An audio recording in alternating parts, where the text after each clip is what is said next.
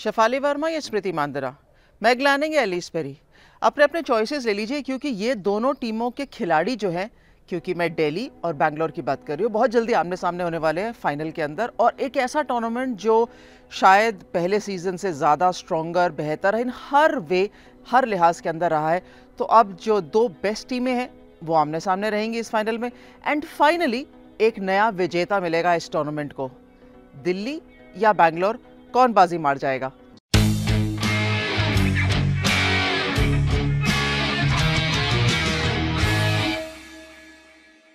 पहले नजर डालते हैं कि जब दिल्ली और बैंगलोर पहले आपस में खेले हैं, पहले एक बार बैंगलोर में खेले थे, फिर दिल्ली में खेले, तो कौन जीता? दोनों मुकाबलों के अंदर जीता तो दिल्ली था, लेकिन जो पहला मुकाबला बैंगलोर में हुआ था ना, उसमें बहुत अच्छी एक पारी खेली थी एलिस कैप्सी ने। उन्होंने साझेदारी बनाई थी शेफाली वर्मा के साथ 82 रनों की, और वो साझेदारी मैच में बैंगलोर को बहुत आगे तक ले गई थी, कन्विंसिंगली जीती थी बैंगलोर। 194 रन किए थे और बैंगलोर हार गई थी, और आसानी से हार गई थी उस मुकाबले के अंदर। लेकिन जो दूसरा मुकाबला था ना, उसमें 181 किए थे दिल्ली ने और बैंगलोर 1 रन से हारी थी।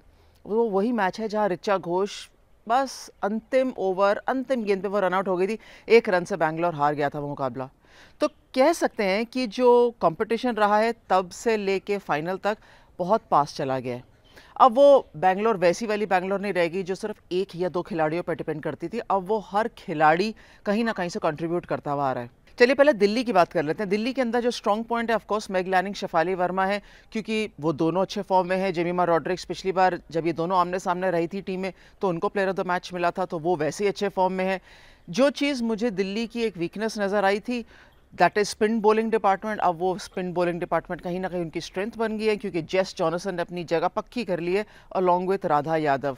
और पेस ऑफ कोर्स मारिजान काप है, शिखा पांडे है, अरुंधति रेड्डी है, जो दोनों डिपार्टमेंट से कंट्रीब्यूट करते हैं। तो ये दिल्ली की टीम है। लेकिन सामने से बैंगलोर की टीम में हम ये कह सकते हैं, एंड कहना सेफ भी है, कि एलिस पेरी ने पिछले 2 मुकाबलों में एक अलग ही ढंग से क्रिकेट खेला है, with the bat, with the ball. Player of the match तो चलिए उनको अच्छे प्रदर्शन के लिए मिला है, लेकिन वो player of the match performances देखिए, 6 विकेटें, 40 रन, फिर अगले मैच में आके 66 रन, फिर विकेट। और वो जो एक अलग सी एक कॉन्फिडेंस दे रही है ना इस लाइनअप के अंदर, वो एक बैंगलोर को अलग लेवल पे लेके चला गया, क्योंकि एलिस पेरी है विश्व की one of the best leading cricketers, allrounders. Orange cap भी इनके सर के ऊपर है, लेकिन ऑरेंज कैप की लड़ाई इनकी और मैग लैनिंग की रहेगी। कहीं ना कहीं शेफाली वर्मा बहुत जोर से ऊपर से आती है, तो हो सकता है रेस में वो बाजी मार जाए। लेकिन इस समय मारिजान काप के सिर पे पर्पल कैप है और एलिस पेरी के सिर पे ऑरेंज कैप है। चलिए अब आपको मैं स्पोर्ट्स X9 न्यूज़ के बारे में बता देती हूँ। स्पोर्ट्स X9 न्यूज़ एक ऐसा प्लेटफॉर्म है जहाँ सिर्फ क्रिकेट ही नहीं, क्रिकेट के अलावा बाकी सारे स्पोर्ट्स की ढेर सारी जानकारी आप पा सकते हैं।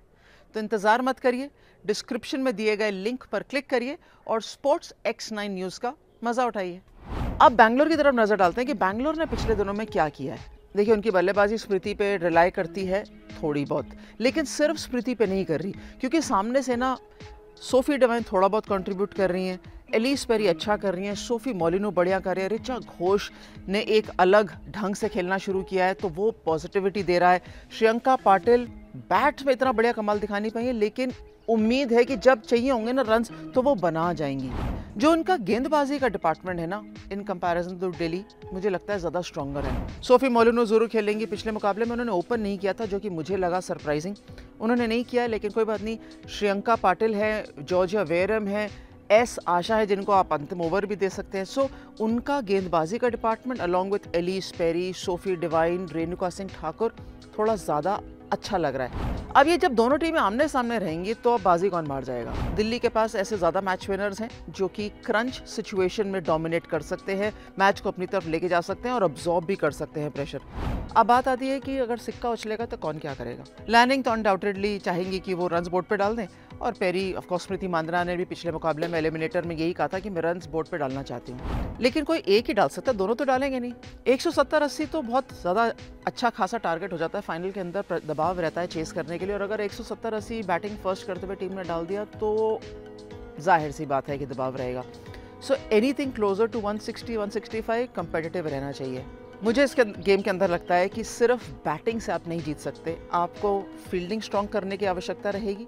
आपका स्पिन बॉलिंग डिपार्टमेंट कैसे गेंदबाजी करता है वो रिलाई करने की ज़रूरत रहेगी, और आपके जो सीम बॉलर हैं खास तौर पर मिडिल 7 to 15 के अंदर वो फास्ट बॉलिंग कैसे करते हैं उस पर रिलाई करना बहुत ज़रूरी है। बैंगलोर एलिमिनेटर के मुकाबले में रन्स बहुत कम उन्होंने बोर्ड पे डाले थे, निकल आए खतरे से, जो कि उन्हीं की स्ट्रेंथ है, उन्हीं की अच्छी फील्डिंग, उन्हीं की अच्छी बॉलिंग, लेकिन वो इतना लो टोटल हर बार उनको बचा के ले आए, कोई गारंटी नहीं। लेकिन इसका मतलब ये नहीं है कि लो टोटल बचा नहीं सकता, वो बैंगलोर की ही स्ट्रेंथ थी जो उन्होंने मुंबई को दबाव पे डाला और वो मैच निकाल के ले गए। भाई मैं सिक्का उछलने की वेट नहीं कर रही, लेकिन मैं आपके आंसर की वेट ज़रूर करूंगी कि आप दिल्ली और बैंगलोर किसको सपोर्ट कर रहे हैं। तो आप जल्दी से बता दीजिए, दिल्ली बैंगलोर किसका नाम उस ट्रॉफी पे पहली बार आने वाला है सीजन 2 में, ये आप बताएंगे। Thanks very much for watching different strokes.